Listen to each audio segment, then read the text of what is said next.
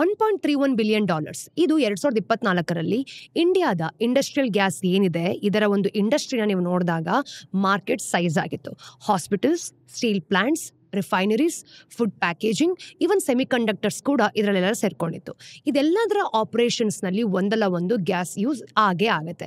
ಈಗ ಇಂಡಸ್ಟ್ರಿಯಲ್ ಗ್ಯಾಸ್ನ ನೀವು ನೋಡೋದಾದ್ರೆ ಈ ಕಂಪನೀಸ್ ಈ ಒಂದು ಬಿಸ್ನೆಸ್ಗೆ ಬೇರೆ ಬೇರೆ ಗ್ಯಾಸಸ್ನು ಕೂಡ ಸಪ್ಲೈ ಮಾಡೇ ಮಾಡುತ್ತೆ. ಇದು ಎಂಥ ಇಂಡಸ್ಟ್ರಿ ಅಂತಂದ್ರೆ ಇದ್ರ ಬಗ್ಗೆ ಹೆಚ್ಚು ಡಿಸ್ಕಷನ್ ಆಗೋದೇ ಇಲ್ಲ. ಇವತ್ತಿನ ಈ ವಿಡಿಯೋದಲ್ಲಿ ಇಂಡಿಯಾದ ಇಂಡಸ್ಟ್ರಿಯಲ್ ಗ್ಯಾಸ್ ಸೆಗ್ಮೆಂಟ್ ಏನಿದೆ ಅದನ್ನ ಎಕ್ಸ್ಪ್ಲೋರ್ ಮಾಡೋಣ. ಮೊದಲಿಗೆ ನಾವು ಈ ಒಂದು ಇಂಡಸ್ಟ್ರಿ ಯಾಕೆ ಎಕ್ಸಿಟ್ ಆಗುತ್ತೆ ಅಂತ ಅರ್ಥ ಮಾಡ್ಕೊಳ್ಳೋಣ. ಹಾಗೇನೆ ಇಂಡಸ್ಟ್ರಿ ಹೇಗೆ ಆಪರೇಟ್ ಆಗುತ್ತೆ ಅಂತಾನೂ ಕೂಡ ನೋಡೋಣ. ಆಮೇಲೆ ಈ ಇಂಡಸ್ಟ್ರಿಯಲ್ಲಿ ಯಾವ ಪ್ಲೇಯರ್ಸ್ ಆಪರೇಟ್ ಮಾಡ್ತಾರೆ, ಕೊನೆಗೆ ಈ ಒಂದು ಸೆಕ್ಟರ್ನಿಂದ ಈ ಇಂಡಸ್ಟ್ರಿಗೆ ಡಿಮ್ಯಾಂಡ್ ಯಾವ ರೀತಿ ಬರುತ್ತೆ ಅಂತಾನೂ ಕೂಡ ಅರ್ಥ ಮಾಡ್ಕೊಳ್ಳೋಣ. ನಿಮ್ಮೆಲ್ಲರಿಗೂ ಇವತ್ತಿನ ಝೀರೋದಾ ಮಾರ್ಕೆಟ್ಸ್ನ ದ ಡೈಲಿ ಬ್ರೀಫ್ ಎಪಿಸೋಡ್ಗೆ ಸ್ವಾಗತ. ಮೊದಲಿಗೆ ಈ ಇಂಡಸ್ಟ್ರಿಯಲ್ ಗ್ಯಾಸಸ್ನ ಬೇಸಿಕ್ಸ್ ಇಂದ ಸ್ಟಾರ್ಟ್ ಮಾಡೋಣ. ಈ ಇಂಡಸ್ಟ್ರಿ ಯಾಕೆ ಎಕ್ಸಿಟ್ ಆಗುತ್ತೆ ಅಂತ ಅರ್ಥ ಮಾಡ್ಕೊಳ್ತಾ ಇದ್ದೀವಿ. ನಾನು ಹೇಳಿದ್ದ ಹಾಗೆ ಹಾಸ್ಪಿಟಲ್ಸ್ನ, ಸ್ಟೀಲ್ ಪ್ಲಾಂಟ್ಸ್ನ, ರಿಫೈನರೀಸ್ನ, ಫುಡ್ ಪ್ಯಾಕೇಜಿಂಗ್ನ ಮತ್ತು ಸೆಮಿಕಂಡಕ್ಟರ್ಸ್ ಥರದ ಇಂಡಸ್ಟ್ರೀಸ್ನಲ್ಲಿ ಬೇರೆ ಬೇರೆ ಗ್ಯಾಸಸ್ ಯೂಸ್ ಆಗುತ್ತೆ ಅಂತ ಹೇಳಿದೆ. ಈಗ ಸ್ಟೀಲ್ ಇಂಡಸ್ಟ್ರಿ ಬಗ್ಗೆ ಮಾತಾಡೋದಾದರೆ ಅದು ಆಕ್ಸಿಜನ್ನ ಯೂಸ್ ಮಾಡುತ್ತೆ. ಸೆಮಿಕಂಡಕ್ಟರ್ಸ್ ಫ್ಯಾಬ್ಸ್ ಅಥವಾ ಫ್ಯಾಬ್ರಿಕೇಟರ್ಸ್ ಅಂತ ಹೇಳ್ತೀವಿ. ಅಂದರೆ ಇಲ್ಲೇನು ಅರ್ಥ ಆಗೋದು, ಫ್ಯಾಬ್ರಿಕೇಟರ್ಸ್ ನೈಟ್ರೋಜನ್ನ ಯೂಸ್ ಮಾಡುತ್ತೆ ಅಂತ. ಇವನ್ ನಿಮ್ಮ ಫೇವ್ರೆಟ್ ಈ ಒಂದು ಕಾರ್ಬೋನೇಟೆಡ್ ಡ್ರಿಂಕ್ಸ್ನಲ್ಲಿ ಕಾರ್ಬನ್ ಡೈಆಕ್ಸೈಡ್ ಯೂಸ್ ಆಗುತ್ತೆ. ಈ ಮೂರು ಗ್ಯಾಸಸ್ನ ನಾವು ನೋಡೋದಾದ್ರೆ ಈ ಒಂದು ಅರ್ತ್ ಅಟ್ಮಾಸ್ಫಿಯರ್ನಲ್ಲಿ ಸಿಗುತ್ತೆ ಕೂಡ. ಆದರೆ ಒಂದು ಪ್ರಾಬ್ಲಮ್ ಇದೆ, ನಮ್ಮ ಅಟ್ಮಾಸ್ಫಿಯರ್ ಅಥವಾ ಈ ಒಂದು ಗ್ಯಾಸಸ್ನ ನಾವು ನೋಡೋದಾದ್ರೆ ಕಂಪ್ಲೀಟ್ಲಿ ಮಿಕ್ಸ್ಡ್ ಆಗಿರುತ್ತೆ. ಮತ್ತೆ ಯಾವ ಇಂಡಸ್ಟ್ರೀಸ್ನಲ್ಲಿ ಗ್ಯಾಸ್ ಯೂಸ್ ಆಗುತ್ತೋ ಅವರಿಗೆ ಆ ಗ್ಯಾಸ್ನ ಪ್ಯೂರ್ ಫಾರ್ಮ್ ಬೇಕಾಗಿರುತ್ತೆ. ಸ್ಟೀಲ್ ಮೇಕಿಂಗ್ಸ್ನಲ್ಲಿ 99.5% ಪ್ಯೂರ್ ಆಕ್ಸಿಜನ್ ಬೇಕಾಗುತ್ತೆ. ಅದು 24/7 ಸೆಮಿಕಂಡಕ್ಟರ್ಸ್ ಮ್ಯಾನುಫ್ಯಾಕ್ಚರಿಂಗ್ನಲ್ಲಿ ಯೂಸ್ ಆಗೋ ನೈಟ್ರೋಜನ್ನಲ್ಲಿ ಸ್ವಲ್ಪನೂ ಕೂಡ ಮಾಯ್ಶ್ಚರ್ ಅಥವಾ ಡಸ್ಟ್ ಇರಬಾರ್ದು. ಬೆವರೇಜ್ ಮ್ಯಾನುಫ್ಯಾಕ್ಚರರ್ಸ್ಗೂ ಮತ್ತೆ ಸ್ಟೆರಿಲೈಸ್ಡ್ ಬಿವರೇಜ್ ಗ್ರೇಡ್ ಕಾರ್ಬನ್ ಡೈಆಕ್ಸೈಡ್ ಬೇಕೇ ಬೇಕಾಗತ್ತೆ. ಮತ್ತೆ ಇಲ್ಲೇ ಇಂಡಸ್ಟ್ರಿಯಲ್ ಗ್ಯಾಸಸ್ ಇಂಡಸ್ಟ್ರಿಯ ಆಪರೇಷನ್ಸ್ ಏನಿದೆ ಅದನ್ನ ಸ್ಕೋಪ್ ಇರೋ ರೀತಿ ಮಾಡೋದು. ಈ ಇಂಡಸ್ಟ್ರಿನ ನಾವು ನೋಡೋದಾದ್ರೆ ಕಂಪ್ನೀಸ್ಗಳು ಏನೆಲ್ಲ ಇದೆ ಅಥವಾ ಕೆಮಿಕಲ್ಸ್ ನಾವು ನೋಡೋದಾದ್ರೂ ಕೂಡ ಬೈ ಪ್ರಾಡಕ್ಟ್ ಇಂದ ನೆಸೆಸರಿ ಆಗಿರುವಂತಹ ಗ್ಯಾಸಸ್ ಏನ್ ಮಾಡುತ್ತೆ ಗೊತ್ತಾ, ಎಕ್ಸ್ಟ್ರಾಕ್ಟ್ ಮಾಡುತ್ತೆ, ಪ್ಯೂರಿಫೈ ಮಾಡುತ್ತೆ, ಆಮೇಲೆ ಡೆಲಿವರಿ ಮಾಡುತ್ತೆ. ಈಗ ಈ ಕಂಪನೀಸ್ಗಳನ್ನ ನಾವು ನೋಡೋದಾದ್ರೂ ಕೂಡ ಈ ಗ್ಯಾಸಸ್ ಅನ್ನ ಯಾವ ರೀತಿ ಎಕ್ಸ್ಟ್ರಾಕ್ಟ್ ಮಾಡುತ್ತೆ ಅನ್ನೋದನ್ನ ಅರ್ಥ ಮಾಡ್ಕೊಳ್ಳೋಣ. ಇದಕ್ಕೋಸ್ಕರನೇ ಕಂಪನೀಸ್ ASU ಅಥವಾ ಏರ್ ಸಪರೇಷನ್ ಯೂನಿಟ್ ಅನ್ನ ಒಂದು ಮಷಿನ್ ಯೂಸ್ ಆಗಿ ಮಾಡತ್ತೆ. ಬೇಸಿಕಲಿ ASU ಇದೆಯಲ್ವಾ, ಇದು ಮೊದಲು ರಾ ಮೆಟೀರಿಯಲ್ ಆಗಿರುತ್ತೆ, ಅದನ್ನ ಅದು ಬಹಳ ತಣ್ಣಗೆ ಮಾಡಿರುತ್ತೆ. ಇದರಿಂದ ಅರ್ಥ ಆಗೋದೇನು, ಈ ಒಂದು ಗ್ಯಾಸಸ್ ಇದೆ ಅಲ್ವಾ ಇದು ಲಿಕ್ವಿಡ್ ಆಗಿ ಬದಲಾಯಿಸುತ್ತೆ ಅಂತ. ಇನ್ನು ಇದನ್ನ ನಾವು ಅಂದ್ರೆ ಗಾಳಿಯಲ್ಲಿ ಬಿಟ್ಟಾದ್ಮೇಲೆ ಲಿಕ್ವಿಫೈ ಆಗುತ್ತೆ, ಅದಾದ್ಮೇಲೆ ಡಿಸ್ಟಿಲೈ ಮಾಡಲಾಗುತ್ತೆ. ಇದರಿಂದ ಈ ಒಂದು ಲಿಕ್ವಿಡ್ ಆಕ್ಸಿಜನ್, ನೈಟ್ರೋಜನ್ ಮತ್ತೆ ಆರ್ಗನ್ ಬೇರೆ ಬೇರೆ ಆಗುತ್ತೆ. ಈ ಗ್ಯಾಸಸ್ ಅನ್ನ ಆಮೇಲೆ ಪ್ಯೂರಿಫೈ ಮಾಡಿ ಟ್ಯಾಂಕ್ಸ್ ಗಳಲ್ಲಿ ಸ್ಟೋರ್ ಮಾಡ್ತಾರೆ. ಅಲ್ಲಿಂದ ಅವುಗಳನ್ನ ಬೈಯರ್ಸ್ಗೆ ಡೆಲಿವರ್ ಮಾಡಲಾಗುತ್ತೆ. ASUs ಆಪರೇಟ್ ಮಾಡೋದಕ್ಕೆ ಬಹಳ ಪವರ್ ಬೇಕಾಗುತ್ತೆ ಗೊತ್ತಾ. ಒಂದು ASU ಆಪರೇಟ್ ಮಾಡಬೇಕಾದ್ರೆ 50ರಿಂದ 100 ಮೆಗಾವಾಟ್ ಪವರ್ ಬೇಕಾಗುತ್ತೆ. ಅದಕ್ಕೋಸ್ಕರನೇ ಇಂಡಸ್ಟ್ರಿಯಲ್ ಗ್ಯಾಸಸ್ ನೀವು ನೋಡೋದಾದ್ರೂ ಕೂಡ ಇಂಡಸ್ಟ್ರಿಯಲ್ಲಿ ಪವರ್ ಕಾಸ್ಟ್ ಒಂದು ಬಹಳ ಇಂಪಾರ್ಟೆಂಟ್ ಆದ ಫ್ಯಾಕ್ಟರ್ ಆಗಿರೋದು. ASUs ಬಿಲ್ಡ್ ಮಾಡೋದಕ್ಕೆ ಕೂಡ ಒಂದು ಕಷ್ಟದ ಟಾಸ್ಕ್ ಇದೆ ಅಂತ ಹೇಳ್ಬೋದು. ಇದರ ಒಂದು ಕನ್ಸ್ಟ್ರಕ್ಷನ್ ಅಲ್ಲಿ ನೀವು ನೋಡೋದಾದ್ರೂ ಕೂಡ ಹಲವಾರು ಈ ಒಂದು ಕ್ರೋರ್ಸ್ ರುಪೀಸ್ ಇನ್ವೆಸ್ಟ್ ಮಾಡಬೇಕಾಗುವಂತಹ ಆಪರ್ಚುನಿಟಿ ಇದೆ. ಅಷ್ಟು ಮಾತ್ರ ಅಲ್ಲ, ASUs ನಿಂದ ಮಾಡಿದ ಒಂದು ಇನ್ವೆಸ್ಟ್ಮೆಂಟ್ ನೀವು ನೋಡೋದಾದ್ರೆ ಇದರ ರಿಟರ್ನ್ಸ್ ಮುಂದಿನ 10ರಿಂದ 15 ವರ್ಷದಲ್ಲಿ ಡಿವೈಡ್ ಆಗುತ್ತೆ ಅಂತ ಗೊತ್ತಾಗುತ್ತೆ. ಇಂತಹ ಸಂದರ್ಭದಲ್ಲಿ ಕಂಪನಿ ಹತ್ರ ಲಾಂಗ್ ಟರ್ಮ್ ಕಾಂಟ್ರಾಕ್ಟ್ಸ್ ಇದ್ದಾಗ ಮಾತ್ರ ASUs ನ ಬಿಲ್ಡ್ ಮಾಡೋದಕ್ಕೆ ಸಾಧ್ಯ. ಅದಕ್ಕೋಸ್ಕರನೇ ಇಂಡಸ್ಟ್ರಿಯಲ್ ಗ್ಯಾಸ್ ಕಂಪನೀಸ್ನ 15ರಿಂದ 20 ವರ್ಷಗಳ take or pay deals enter ಮಾಡಬೇಕಾಗತ್ತೆ ಅಂತ ಇಲ್ಲಿ ಗೊತ್ತಾಗುತ್ತೆ. ಇಂತಹ ಡೀಲ್ಸ್ ನಲ್ಲಿ ಬೈಯರ್ಸ್ ಗೂಡ್ಸ್ ಅಥವಾ ಸರ್ವಿಸ್ ನ ಒಂದು ಸ್ಪೆಸಿಫೈಡ್ ಕ್ವಾಂಟಿಟಿನ ಪರ್ಚೇಸ್ ಮಾಡ್ತಾರೆ. ಈ ಡೀಲ್ ನಲ್ಲಿ ಬೈಯರ್ ಏನ್ ಮಾಡ್ತಾರೆ, ಒಂದು ಫೀನ ಪೇ ಮಾಡ್ತಾನೆ ಮತ್ತೆ ಒಂದು ಫಿಕ್ಸ್ಡ್ ಡೇಟ್ ನಲ್ಲಿ ಪೇಮೆಂಟ್ ಮಾಡುವಂತಹ ಪ್ರಾಮಿಸ್ ಕೂಡ ಮಾಡ್ತಾನೆ. ಒಂದು ವೇಳೆ ಬೈಯರ್ ಪೇಮೆಂಟ್ ಮಾಡಿಲ್ಲ ಅಂತ ಅನ್ಕೊಳ್ಳಿ, ಅದರ ಮೇಲೆ ಪೆನಾಲ್ಟಿ ಸಹ ಹಾಕ್ಬೋದು. ಈಗ ಇಡೀ ಇಂಡಸ್ಟ್ರಿಯ ಆಪರೇಷನ್ ಮತ್ತೆ ಇದರ ಸೇಲ್ಸ್ ಹೇಗ್ ಆಗುತ್ತೆ ಅನ್ನೋದು ಇಲ್ಲಿ ಗೊತ್ತಾಯ್ತು. ಈಗ ನಾನ್ ಹೇಳ್ದ ಹಾಗೆ ಈ ಗ್ಯಾಸಸ್ ಅನ್ನ ಬೈಯರ್ಸ್ಗೆ ಡೆಲಿವರ್ ಮಾಡಲಾಗುತ್ತೆ ಅಂತ ನಿಮ್ಗೆ ಗೊತ್ತಾಯ್ತು. ಆದ್ರೆ ಈ ಗ್ಯಾಸಸ್ ಡೆಲಿವರ್ ಆಗೋದಕ್ಕೆ ಯಾವ ರೀತಿ ಚಾನ್ಸಸ್ ಇದೆ, ಇದಕ್ಕೆ 3 ರೀತಿಗಳಿದೆ: ಆನ್ ಸೈಟ್, ಮರ್ಚೆಂಟ್ ಮತ್ತೆ ಪ್ಯಾಕೇಜ್ಡ್. ಈಗ 3 ರೀತಿಗಳನ್ನ ಅರ್ಥ ಮಾಡ್ಕೊಳ್ಳೋಣ. ಮೊದಲಿಗೆ ಆನ್ ಸೈಟ್ ಡೆಲಿವರಿ. ಈ ಮೆಥಡ್ ನಲ್ಲಿ ಗ್ಯಾಸ್ ಮ್ಯಾನುಫ್ಯಾಕ್ಚರಿಂಗ್ ಕಂಪನಿ ತನ್ನ ಕ್ಲೈಂಟ್ಸ್ ನ ಪ್ರಮೈಸಸ್ ನಲ್ಲಿ ತನ್ನ ಗ್ಯಾಸ್ ಮ್ಯಾನುಫ್ಯಾಕ್ಚರಿಂಗ್ ಪ್ಲಾಂಟ್ ಅನ್ನ ಸೆಟಪ್ ಮಾಡುತ್ತೆ. ಫಾರ್ ಎಕ್ಸಾಂಪಲ್, ಒಂದು ಸ್ಟೀಲ್ ಪ್ಲಾಂಟ್ ಇದೆ ಅಲ್ವಾ, ಇದು ತನ್ನ ಫ್ಯಾಕ್ಟರಿ ಪ್ರಮೈಸಸ್ ನಲ್ಲಿ ಒಂದು ಗ್ಯಾಸ್ ಮ್ಯಾನುಫ್ಯಾಕ್ಚರಿಂಗ್ ಕಂಪನಿಯಿಂದ ತನ್ನ ಫ್ಯಾಕ್ಟರಿ ಹತ್ರದಲ್ಲೇ ಒಂದು ಆಕ್ಸಿಜನ್ ಮ್ಯಾನುಫ್ಯಾಕ್ಚರಿಂಗ್ ಪ್ಲಾಂಟ್ ಏನಿರುತ್ತೆ ಅದನ್ನ ಎಸ್ಟಾಬ್ಲಿಷ್ ಮಾಡಿಸ್ಕೊಳ್ಳುತ್ತೆ ಅಂತ ಅನ್ಕೊಳ್ಳೋಣ. ಈ ಪ್ಲಾಂಟ್ ಅನ್ನ ಕಂಪನಿ ಏನ್ ಮಾಡುತ್ತೆ, ತನ್ನ ಬೈಯರ್ಸ್ ನ ಫೆಸಿಲಿಟೀಸ್ಗೆ ಪೈಪ್ಸ್ ಗಳಿರುತ್ತೆ ಗೊತ್ತಾ, ಅದ್ರ ಮೂಲಕ ಕನೆಕ್ಟ್ ಮಾಡುತ್ತೆ. ಹಾಗೇನೆ ಹಲವಾರು ವರ್ಷಗಳ ಕಾಲ ಇದೇ ರೀತಿ ನಡೆಸುತ್ತೆ. ಯಾಕೆ ಅಂತಂದ್ರೆ ಗ್ಯಾಸ್ ಸೇಲ್ಸ್ ದೀರ್ಘಾವಧಿಯ ಕಾಂಟ್ರಾಕ್ಟ್ಸ್ ಮೇಲೆ ಆಪರೇಟ್ ಆಗುತ್ತೆ. ಅದಕ್ಕೋಸ್ಕರನೇ ಈ ಸೆಟಪ್ ನಲ್ಲಿ ಬೈಯರ್ಸ್ ನ ಗ್ಯಾಸ್ ಕನ್ಸಂಪ್ಷನ್ ಕಡಿಮೆ ಆದ್ರೂ ಕೂಡ ಅವರು ಒಂದು ಮಿನಿಮಮ್ ಫೀಸ್ ನ ಪೇ ಮಾಡ್ತಾರೆ. ಇದರಿಂದ ಅರ್ಥ ಆಗೋದೇನು, ಗ್ಯಾಸ್ ಕಂಪ್ನೀಸ್ಗೆ ಒಂದು ಮಿನಿಮಮ್ ಗ್ಯಾರಂಟಿಡ್ ರೆವಿನ್ಯೂ ಸಿಗುತ್ತೆ ಅಂತ. ಇನ್ನು ಗ್ಯಾಸ್ ನ ಬೈಯರ್ಸ್ ನ ನಾವು ನೋಡೋದಾದ್ರೆ ನಿಮ್ಮಂತವರು ನಮ್ಮಂತವರು ಈ ಮೆಥಡ್ ನಿಂದ ಸ್ಟೇಬಲ್ ಸಪ್ಲೈನ ಒಂದು ಬೆನಿಫಿಟ್ ಕೂಡ ಸಿಗುತ್ತೆ. ಎರಡನೇ ಮೆಥಡ್ ಮರ್ಚೆಂಟ್ ಡೆಲಿವರಿ. ಈ ಮೆಥಡ್ ನಲ್ಲಿ ಮಿಡ್ ಸೈಜ್ಡ್ ಬೈಯರ್ಸ್ಗೋಸ್ಕರನೇ ಗ್ಯಾಸ್ ಅನ್ನ ಲಿಕ್ವಿಫೈ ಮಾಡಲಾಗುತ್ತೆ. ಮತ್ತೆ ಈ ಲಿಕ್ವಿಫೈಡ್ ಗ್ಯಾಸ್ ಏನಿದೆ ಇದು ಕ್ರಯೋಜೆನಿಕ್ ಟ್ಯಾಂಕ್ಸ್ ನಲ್ಲಿ ಬಹಳ ಕಡಿಮೆ ಟೆಂಪರೇಚರ್ ಏನಿರುತ್ತೆ ಅಲ್ವಾ ಅದನ್ನ ಇಟ್ಕೊಂಡು ಸ್ಟೋರ್ ಮಾಡ್ತಾರೆ. ಸೊ ಬೇಸಿಕಲಿ ಈ ಟ್ಯಾಂಕರ್ಸ್ ನಿಂದ ಗ್ಯಾಸ್ ಅನ್ನ ಏನ್ ಮಾಡ್ತಾರೆ, ಇನ್ಸುಲೇಟೆಡ್ ಟ್ಯಾಂಕ್ಸ್ ಗೆ ಟ್ರಾನ್ಸ್ಫರ್ ಮಾಡ್ತಾರೆ. ಮತ್ತೆ ಇವನ್ನ ಬೈ ರೋಡ್ ಟ್ರಾನ್ಸ್ಪೋರ್ಟ್ ಮಾಡಲಾಗುತ್ತೆ. ಬೈಯರ್ಸ್ ಆದವ್ರು ಏನ್ ಮಾಡ್ತಾರೆ, ಈ ಒಂದು ಲಿಕ್ವಿಫೈಡ್ ಗ್ಯಾಸಸ್ ಅನ್ನ ಸ್ಯಾಟಲೈಟ್ ಟ್ಯಾಂಕ್ಸ್ ನಲ್ಲಿ ಸ್ಟೋರ್ ಮಾಡಿಟ್ಕೊಳ್ತಾರೆ.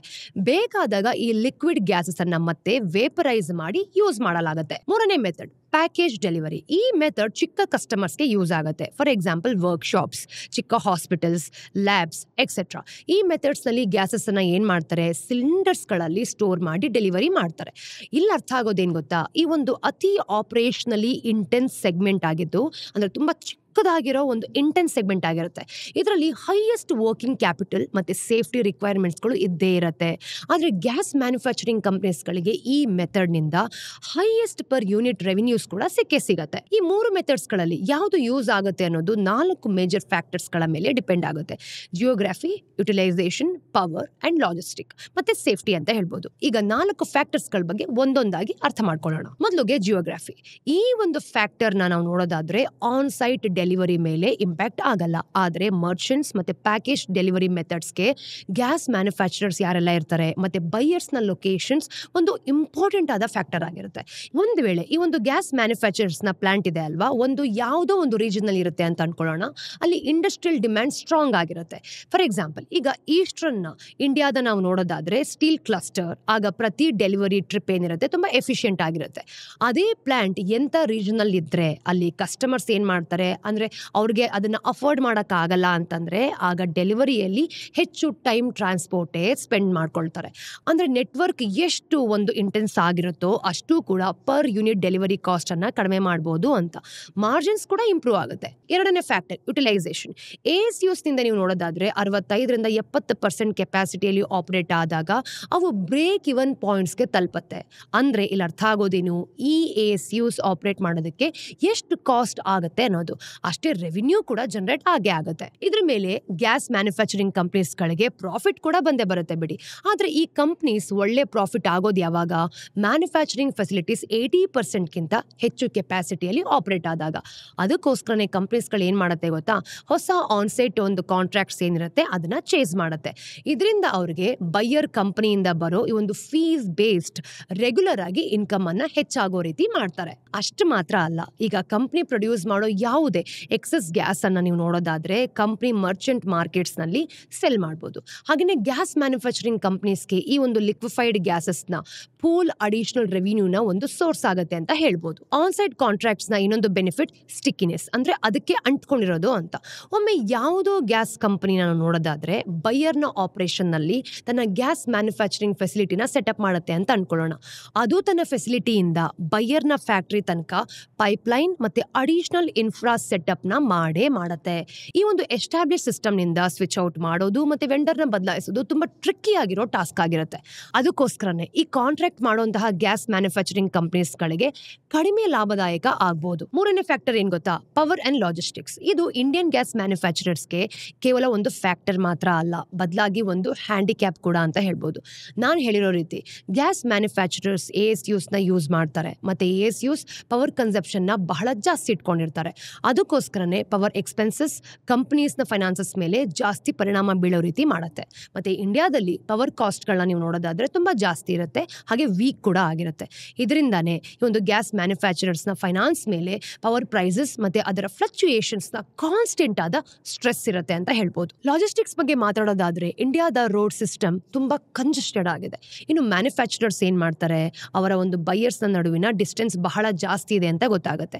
ಅತಿ ಮುಖ್ಯವಾಗಿ ಇಂಡಿಯಾದಲ್ಲಿ ಬಹಳ ಕಡಿಮೆ ಒಂದು ಕ್ರಯೋಜೆನಿಕ್ ಟ್ಯಾಂಕರ್ಸ್ ಇದೆ. ಅಂದ್ರೆ ಇಂಟ್ರೆಸ್ಟಿಂಗ್ಲಿ ಅರ್ಥ ಆಗೋದೇನು, ಇಂಡಿಯನ್ ಗ್ಯಾಸ್ ಮ್ಯಾನುಫ್ಯಾಕ್ಚರರ್ಸ್ನ ಎಬಿಟಾ ಮಾರ್ಜಿನ್ ಗ್ಲೋಬಲ್ ಪ್ಲೇಯರ್ಸ್ ಹಾಗೇನೆ 25-30% ರೇಂಜ್ ನಲ್ಲಿ ಇರುತ್ತೆ ಅಂತ. ಆದ್ರೆ ಇಂಡಿಯನ್ ಕಂಪನೀಸ್ಗೆ ಈ ಮಾರ್ಜಿನ್ಸ್ನ ಅಚೀವ್ ಮಾಡೋದಕ್ಕೆ ಗ್ಲೋಬಲ್ ಪ್ಲೇಯರ್ಸ್ಗಿಂತ ಹೆಚ್ಚು ಚಾಲೆಂಜಸ್ ಗಳನ್ನ ಫೇಸ್ ಮಾಡಬೇಕಾಗತ್ತೆ. ನಾಲ್ಕನೇ ಫ್ಯಾಕ್ಟರ್ ಸೇಫ್ಟಿ. ಇನ್ಫ್ಯಾಕ್ಟ್ ಇದು ಇಂಡಸ್ಟ್ರಿಯ ಒಂದು ಮೋಟ್ ಆಗಿದೆ ಅಂತ ಹೇಳ್ಬೋದು. ಪ್ಯೂರಿಟಿ ಸರ್ಟಿಫಿಕೇಶನ್ಸ್, PSO ಲೈಸೆನ್ಸ್ ಮತ್ತೆ ಸಿಲಿಂಡರ್ ಟೆಸ್ಟಿಂಗ್ ಹಾಗೆಯೇ BIS ಸ್ಟ್ಯಾಂಡರ್ಡ್ಸ್ ನ ಬೇಸಿಸ್ ಮೇಲೆ ರಿಲಯಬಲ್ ಆಗಿರುತ್ತೆ ಮತ್ತೆ ರಿಸ್ಕ್ ಸಪ್ಲೈಯರ್ಸ್ ನಡುವೆ ಡಿಫ್ರೆನ್ಶಿಯೇಟ್ ಕೂಡ ಮಾಡಬಹುದು. ಮ್ಯಾನುಫ್ಯಾಕ್ಚರರ್ಸ್ ನ ನೀವು ನೋಡೋದಾದ್ರೆ ಸ್ಟ್ರಿಕ್ಟ್ ಆಗಿರೋ ಒಂದು ಸೇಫ್ಟಿ ಸ್ಟ್ಯಾಂಡರ್ಡ್ಸ್ ನ ಮೇಂಟೈನ್ ಮಾಡಲೇಬೇಕಾಗುತ್ತೆ. ಇಲ್ಲ ಅಂತಂದ್ರೆ ಏನಾಗುತ್ತೆ ಗೊತ್ತಾ, ಬೇಕಾದಷ್ಟು ಲಾಸ್ ಜೊತೆಗೆ ಇವರು ಪ್ರತಿಯೊಂದನ್ನು ಕೂಡ ಡೀಲ್ ಮಾಡಬೇಕು. ಸೇಫ್ಟಿ ಫಾಲ್ಟ್ಸ್ ಇಂದ ಕೇವಲ ಕಂಪನಿಯ ಮಷಿನರಿ ಮತ್ತೆ ಅಸೆಟ್ಸ್ಗೆ ಮಾತ್ರ ಅಲ್ಲ, ಜನರಲ್ ಅಂದ್ರೆ ಮನುಷ್ಯರಿಗೆ ಬೇಕಾಗಿರುವಂತಹ ಸೇಫ್ಟಿನೂ ಕೂಡ ಇವರು ಮೇಂಟೈನ್ ಮಾಡಬೇಕಾಗತ್ತೆ. ಈ ಕಂಡೀಷನ್ಸ್ ಈ ಇಂಡಸ್ಟ್ರಿಯಲ್ಲಿ ಆಪರೇಟ್ ಮಾಡೋದನ್ನ ಎಲ್ಲೋ ಒಂದ್ ಕಡೆ ಕಷ್ಟ ಮಾಡ್ತಿದೆ. ಆದ್ರೂ 3 ಮೇಜರ್ ಪ್ಲೇಯರ್ಸ್ ಈ ಇಂಡಸ್ಟ್ರಿಯನ್ನ ಡಾಮಿನೇಟ್ ಮಾಡ್ತಿದ್ದಾರೆ. ಲಿಂಡೆ, ಏರ್ ಲಿಕ್ವಿಡ್ಸ್ ಮತ್ತೆ ಏರ್ ಪ್ರಾಡಕ್ಟ್ಸ್. ಇವ್ರ ಜೊತೆಗೆ ಟಾಯೋ ನಿಪಾನ್ ಸ್ಯಾನ್ಸೋ ಕೂಡ ಇಂಡಿಯನ್ ಎಲೆಕ್ಟ್ರಾನಿಕ್ ಇಂಡಸ್ಟ್ರಿಗೆ ಗ್ಯಾಸಸ್ ಅನ್ನ ಸಪ್ಲೈ ಮಾಡುತ್ತೆ. ಇನ್ನು ಇಂಡಿಯಾದಲ್ಲಿ ಲಿಂಡೆ ಅತಿ ದೊಡ್ಡ ಲಿಸ್ಟೆಡ್ ಪ್ಲೇಯರ್ ಆಗಿದೆ ಅಲ್ವಾ. ಇದು ಸ್ಟೀಲ್, ಹೆಲ್ತ್ ಕೇರ್ ಮತ್ತೆ ಈಗ ಸೆಮಿಕಂಡಕ್ಟರ್ ಇಂಡಸ್ಟ್ರೀಸ್ಗೂ ಕೂಡ ಗ್ಯಾಸಸ್ ಅನ್ನ ಸಪ್ಲೈ ಮಾಡುತ್ತೆ. ಆದ್ರೆ ಈ 3 ಪ್ಲೇಯರ್ಸ್ ಕೂಡ ಗ್ಯಾಸ್ ಮ್ಯಾನುಫ್ಯಾಕ್ಚರರ್ಸ್. ಇದಲ್ಲದೆ ಇಂಡಸ್ಟ್ರಿಯಲ್ ಗ್ಯಾಸಸ್ ಅನ್ನ ನೀವು ನೋಡೋದಾದ್ರೆ ಇಂಡಸ್ಟ್ರಿಗೆ ಸಪೋರ್ಟ್ ಮಾಡೋ ಒಂದು ಇನ್ಫ್ರಾಸ್ಟ್ರಕ್ಚರ್ ಕೂಡ ಒಂದು ಫುಲ್ ಫ್ಲೆಜ್ ಇಂಡಸ್ಟ್ರಿ ಆಗಿದೆ ಅಂತ ಗೊತ್ತಾಗುತ್ತೆ. ಈ ಸೆಗ್ಮೆಂಟ್ ನಲ್ಲಿ ಐನಾಕ್ಸ್ ಇಂಡಿಯಾ ಲೀಡರ್ ಆಗಿದೆ. ಇನ್ನು ಕಂಪನಿಯ ಕ್ರಯೋಜೆನಿಕ್ ಟ್ಯಾಂಕ್ಸ್ ಮತ್ತೆ ಸ್ಟೋರೇಜ್ ಎಕ್ವಿಪ್ಮೆಂಟ್ ಕೂಡ ಮ್ಯಾನುಫ್ಯಾಕ್ಚರ್ ಮಾಡುತ್ತೆ ಅಂತ ಇಲ್ಲಿ ಗೊತ್ತಾಗುತ್ತೆ. ಈ 3-4 ಕಂಪನಿ ಸೇರ್ಕೊಂಡು ಇಂಡಿಯಾದ ಒಂದು ಇಂಡಸ್ಟ್ರಿಯಲ್ ಗ್ಯಾಸ್ ಇಂಡಸ್ಟ್ರಿನ 70-75% ಕಂಟ್ರೋಲ್ ಮಾಡುತ್ತೆ. ಉಳಿದ 25-30% ಫ್ರಾಗ್ಮೆಂಟೆಡ್ ಆಗಿದೆ. ಇದರಲ್ಲಿ ಚಿಕ್ಕ ಫರ್ಮ್ಸ್ ಆಪರೇಟ್ ಮಾಡುತ್ತೆ ಅಂತ ಗೊತ್ತಾಗುತ್ತೆ. ಈ ಚಿಕ್ಕ ಪ್ಲೇಯರ್ಸ್ ನಲ್ಲಿ ಎಲೆನ್ ಬ್ಯಾರಿ ಇಂಡಸ್ಟ್ರಿಯಲ್ ಗ್ಯಾಸಸ್ ಅತಿ ದೊಡ್ಡ ಲಿಸ್ಟೆಡ್ ಆಗಿರೋ ಕಂಪನಿ, ಹಾಗೆ ಕಂಪ್ಲೀಟ್ ಇಂಡಿಯಾದಲ್ಲಿರುವಂತಹ ಒಂದು ಎಂಟಿಟಿಯನ್ನ ಸ್ವಂತದಾಗಿ ಮಾಡ್ಕೊಂಡಿದೆ. ಇನ್ನು ಕಂಪನಿ ಹತ್ರ ಇಂಡಸ್ಟ್ರಿಯಲ್ ಗ್ಯಾಸಸ್ ಸೆಗ್ಮೆಂಟ್ ನಲ್ಲಿ 2-3% ಮಾರ್ಕೆಟ್ ಶೇರ್ ಇದೆ. SIGGIL ಅಂತ ಏನ್ ಹೇಳ್ತೀವಿ ಅದು, ಮತ್ತೆ ಗೋಯಲ್ MG ಕೂಡ. ಇದು ಫುಡ್ ಮತ್ತೆ ಬೆವರೇಜಸ್ ನಲ್ಲಿ ಹಾಗೆ ಡ್ರೈ ಐಸ್ಗೋಸ್ಕರನೇ ಕಾರ್ಬನ್ ಡೈಆಕ್ಸೈಡ್ ಏನಿದೆ ಅದರಲ್ಲಿ ಸ್ಪೆಷಲೈಸ್ ಮಾಡಿಕೊಂಡು ಸರ್ವ್ ಮಾಡುತ್ತೆ. ಹಾಗಿದ್ರೆ ಈ ಕಂಪನೀಸ್ ನ ಕ್ಲೈಂಟ್ಸ್ ಯಾರು? ನಾನು ಆಗ್ಲೇ ಹೇಳಿರೋ ರೀತಿ ಇಂಡಸ್ಟ್ರೀಸ್ ನೀವು ನೋಡೋದಾದ್ರೆ 5 ಮೇಜರ್ ಇಂಡಸ್ಟ್ರೀಸ್ಗೆ ಇಂಡಸ್ಟ್ರಿಯಲ್ ಗ್ಯಾಸಸ್ ಅನ್ನ ಸಪ್ಲೈ ಮಾಡುತ್ತೆ. ಸ್ಟೀಲ್, ರಿಫೈನಿಂಗ್, ಹಾಗೇನೆ petrochemicals, health care, food and beverages. ಈಗ ಈ ಸೆಮಿಕಂಡಕ್ಟರ್ಸ್ ಏನಿದೆ ಅದು ಕೂಡ ಒಂದು ಹೊಸ ಸೆಕ್ಟರ್ ಆಗಿ ಇಲ್ಲಿ ಸೇರ್ಕೊಂಡಿದೆ. ಈಗ ಈ 5 ಸೆಕ್ಟರ್ನ ಡಿಮ್ಯಾಂಡ್ ಯಾವ ರೀತಿ ಇದೆ? ಮೊದಲಿಗೆ ಸ್ಟೀಲ್ ಬಗ್ಗೆ ನೋಡ್ತಿದೀವಿ. ಸ್ಟೀಲ್ ಇಂಡಸ್ಟ್ರಿ ಆಕ್ಸಿಜನ್ ಗ್ಯಾಸ್ನ ಅತಿ ದೊಡ್ಡ ಕನ್ಸ್ಯೂಮರ್ ಅಲ್ವಾ. ಇನ್ನು ಬ್ಲಾಸ್ಟ್ ಫರ್ನಾನ್ಸಸ್ ಆಕ್ಸಿಜನ್ ನ ಯೂಸ್ ಮಾಡಿಕೊಂಡು ಈ ಒಂದು ಕಂಬಷನ್ ಎನ್ರಿಚ್ ಮಾಡೇ ಮಾಡ್ತಾರೆ. ಅಂದ್ರೆ ಆಕ್ಸಿಜನ್ ನ ಯೂಸ್ ಮಾಡಿ ಬ್ಲಾಸ್ಟ್ ಫರ್ನಾನ್ಸಸ್ ಏನಿರುತ್ತೆ ಅದನ್ನ ಫ್ಲೇಮ್ಸ್ ಇರುತ್ತೆ ಗೊತ್ತಾ, ಅಂದ್ರೆ ಈ ಒಂದು ಬೆಂಕಿ ಬರುತ್ತೆ ಅಲ್ವಾ, ಆ ಒಂದು ಟೆಂಪರೇಚರ್ಸ್ ನ ಜಾಸ್ತಿ ಮಾಡ್ತಾರೆ. ಇದರಿಂದ ಈ ಫರ್ನಾನ್ಸಸ್ ನ ಎಫಿಷಿಯನ್ಸಿ ಕೂಡ ಹೆಚ್ಚಾಗುತ್ತೆ. ಬೇಸಿಕ್ ಆಕ್ಸಿಜನ್ ಫರ್ನಾನ್ಸಸ್ ಕೂಡ ಈ ಗ್ಯಾಸ್ ನ ಯೂಸ್ ಮಾಡಿ ಒಂದು ಮೋಲ್ಟನ್ ಐರನ್ ರಿಫೈನ್ ಮಾಡುತ್ತೆ ಅಂತ. ಅಂದ್ರೆ ಇಲ್ಲಿ ಅರ್ಥ ಆಗೋದೇನು, ಒಡಿಸ್ಸಾ ಮತ್ತೆ ಈ ಒಂದು ಜಾರ್ಖಂಡ್ ತರದ ರೀಜನ್ಸ್ ನಲ್ಲಿ ಪ್ರತಿ ಸ್ಟೀಲ್ ಎಕ್ಸ್ಪ್ಯಾನ್ಷನ್ ಇಂಡಿಯಾದ ಈ ಒಂದು ಇಂಡಸ್ಟ್ರಿಯಲ್ ಗ್ಯಾಸ್ ಇಂಡಸ್ಟ್ರಿಗೆ ಒಂದು ಗ್ರೋತ್ ಆಪರ್ಚುನಿಟಿ ಆಗಿದೆ ಅಂತ. ಇದ್ರ ನಂತರ ರಿಫೈನಿಂಗ್ ಮತ್ತೆ ಪೆಟ್ರೋಕೆಮಿಕಲ್ಸ್ ಬರುತ್ತೆ. ಈ ಒಂದು ರಿಫೈನ್ಡ್ ಹೈಡ್ರೋಜನ್ ಪ್ರೊಡಕ್ಷನ್ಗೆ ಸೈನ್ ಗ್ಯಾಸ್ ಬೇಕಾಗುತ್ತೆ. ಇದನ್ನ ರಿಫೈನರೀಸ್ ನಲ್ಲಿ ಆನ್ ಸೈಟ್ ಆದ ಅಂದ್ರೆ ದೊಡ್ಡ ಕಾಂಪ್ಲೆಕ್ಸಸ್ ನಲ್ಲಿ ಪ್ರೊಡ್ಯೂಸ್ ಮಾಡ್ತಾರೆ. ಇನ್ನು ರಿಫೈನರೀಸ್ ಬಗ್ಗೆ ನಾವು ಮಾತಾಡೋದಾದ್ರೆ ಇದನ್ನ ಬ್ಲಾಂಕೆಟ್ ಮಾಡಬೇಕಾದ್ರೆ ಅಥವಾ ಪರ್ಜಿಂಗ್ ಮಾಡಬೇಕಾದ್ರೆ ನೈಟ್ರೋಜನ್ ಕೂಡ ಯೂಸ್ ಮಾಡೇ ಮಾಡ್ತಾರೆ. ಇನ್ನು ಏರ್ ಪ್ರಾಡಕ್ಟ್ಸ್ ಈಗಾಗಲೇ IOCL ಮತ್ತೆ BPCL ನ ರಿಫೈನರೀಸ್ಗೋಸ್ಕರನೇ ಹೈಡ್ರೋಜನ್ ಮತ್ತೆ ನೈಟ್ರೋಜನ್ ಸಪ್ಲೈ ಸಿಸ್ಟಮ್ ಕೂಡ ಒಂದ್ ಕಡೆ ಬಿಲ್ಡ್ ಮಾಡಿದೆ. ಇಂಡಿಯಾದ ರಿಫೈನಿಂಗ್ ಮತ್ತೆ ಪೆಟ್ರೋಕೆಮಿಕಲ್ ಕೆಪಾಸಿಟಿ ಹೆಚ್ಚಾಗ್ತಾ ಹೋಗ್ತಿರೋ ಹಾಗೆ ಇಂಡಸ್ಟ್ರಿಯಲ್ ಗ್ಯಾಸಸ್ ಇಂಡಸ್ಟ್ರಿಗೂ ಕೂಡ ಇದರ ಬೆನಿಫಿಟ್ ಸಿಗತ್ತೆ ಅಂತ ಇಲ್ಲಿ ತೋರಿಸಿದೆ. ಇನ್ನು ಹೆಲ್ತ್ ಕೇರ್ ಬಗ್ಗೆ ಮಾತಾಡಿದ್ರೆ ಈ ಸೆಕ್ಟರ್ ನಲ್ಲಿ ಆಕ್ಸಿಜನ್ಗೆ ಆಬ್ವಿಯಸ್ಲಿ ಜಾಸ್ತಿ ಡಿಮ್ಯಾಂಡ್ ಇದೆ.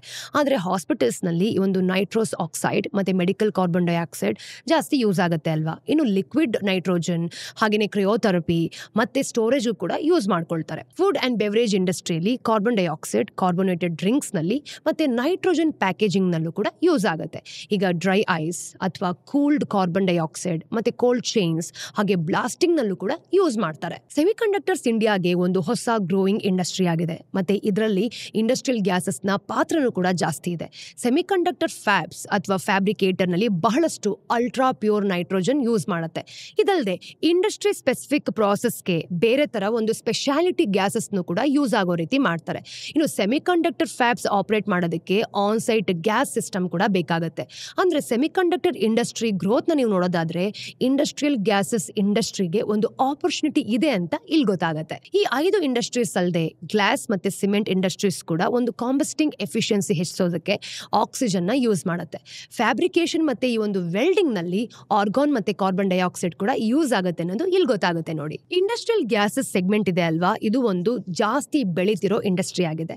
ಆದ್ರೆ ಈ ಇಂಡಸ್ಟ್ರಿ ಎಲ್ಲೂ ಕೂಡ ಕಾಣಿಸ್ತಿಲ್ಲ. ಅಂದ್ರೆ ಸುಮಾರು ಜನಕ್ಕೆ ಇದ್ರ ಬಗ್ಗೆ ಗೊತ್ತೇ ಇಲ್ಲ ಅಂತ ಹೇಳ್ಬೋದು. ಹಾಗೇನೆ ಇಂಡಿಯಾದ ಇಂಡಸ್ಟ್ರಿಯಲ್ ಗ್ರೋತ್ ನಿಂದ ಈ ಇಂಡಸ್ಟ್ರಿಗೆ ಲಾಭ ಆಗಿದೆ, ಹೌದು. ಈಗ ಈ ಒಂದು ಸ್ಟೋರಿ ಕೇಳಾದ್ಮೇಲೆ ನಿಮ್ಗೇನ್ ಅನಿಸ್ತಿದೆ? ಇಂಡಿಯಾದ ಇಂಡಸ್ಟ್ರಿಯಲ್ ಗ್ಯಾಸ್ ಇಂಡಸ್ಟ್ರಿಯಲ್ಲಿ ಗ್ರೋತ್ನ ತಗೊಂಬರ್ಬೋದಾ ಅಥವಾ ಬೇರೆ ಯಾವುದಾದ್ರೂ ಇಂಡಸ್ಟ್ರೀಸ್ ಇದೆಯಾ? ಈ ಇಂಡಸ್ಟ್ರಿಯಲ್ಲಿ ಗ್ರೋತ್ ಬಂದಾದ್ಮೇಲೆ ಯಾವ ರೀತಿ ಪರಿಣಾಮಗಳು ಬರ್ಬೋದು, ಚಾಲೆಂಜಸ್ಗಳು ಯಾವ ರೀತಿ, ಪ್ರಾಬ್ಲಮ್ಸ್ ಯಾವ ರೀತಿ, ನಿಮ್ಮ ವ್ಯೂಸ್ ಮತ್ತು ಒಪಿನಿಯನ್ಸ್ ಏನು ಅನ್ನೋದನ್ನ ಕಮೆಂಟ್ ಸೆಕ್ಷನಲ್ಲಿ ತಿಳಿಸಿ. ಹಾಗೆ ಈ ವಿಡಿಯೋ ಇಷ್ಟ ಆದಲ್ಲಿ ಲೈಕ್ ಮಾಡಿ, ಶೇರ್ ಮಾಡಿ, ಸಬ್ಸ್ಕ್ರೈಬ್ ಮಾಡಿ. ನಿಮ್ಗೆ ಯಾವುದಾದ್ರೂ ಒಂದು ಪರ್ಟಿಕ್ಯುಲರ್ ಸಬ್ಜೆಕ್ಟ್ ಬಗ್ಗೆ ವಿಡಿಯೋ ಬೇಕು ಅಂದ್ರೂ ಕೂಡ ನೀವು ನಮಗೆ ತಿಳಿಸ್ಕೊಡ್ಬೋದು.